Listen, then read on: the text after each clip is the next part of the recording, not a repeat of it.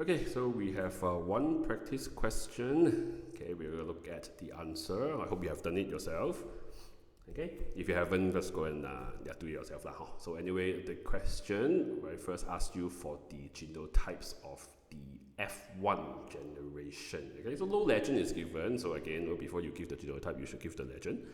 Okay, so you have the genotype, right? It should be a double heterozygotes like that. Okay, so if you look at the question again, right, you have the plants with the yellow flowers which bear red fruits, and those with the white flowers that bear yellow fruits. The F1 all had yellow and yellow flowers and red fruits, right? That shows you yellow flowers would be dominant over the white flowers, and the red fruits will be dominant over the yellow fruits. Okay, so the parent with the white flowers and yellow fruits must be double homozygous recessive, and since all the F1 have the dominant phenotype, then the other parent must be double homozygous dominant. Okay, so therefore you have the double heterozygotes as a F1 genotype with the big Y linked to the big R, which comes from the parent with the yellow flowers and red fruits, and the other chromosome with the small r and small y and small r, right, from the parent with the white flowers and yellow fruits. Okay, so anyway, if you need a diagram for explanation, this is the diagram that you can draw lah. Also from this diagram you should know very clearly, right? You can see very clearly how to get the F1, and therefore these are the two parents. Okay, and so again, because when you draw the genotype for autosomal linkage, where you put the alleles is important.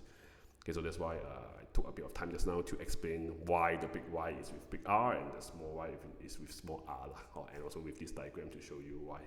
Okay, so going back to the question, right, then the F1 was selved, okay, and the farmers expected the F2 to only have two different types of offspring. Okay, so what is the farmer's expectation, right? The farmer's expectation is that there is no crossing over, right? That's why there's only two types of offspring that he or she, whoever the farmer is, right, that the farmer has expected. All right? Because if the farmers expected crossing over, then there should be four different phenotypes, right? With two parental and two recombinant phenotypes.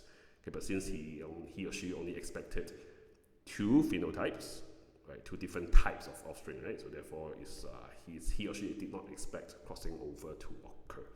So if there's no crossing over, then there would only be the yellow flowers with red fruits and the white flowers with yellow fruits in the ratio 3:1. Okay, so this is the diagram to explain why 3:1. Again, we are not expecting crossing over. That's why I only drew two gametes instead of the four types of gametes with the two parental and two recombinant. Right, so there's no recombinant gametes in this diagram.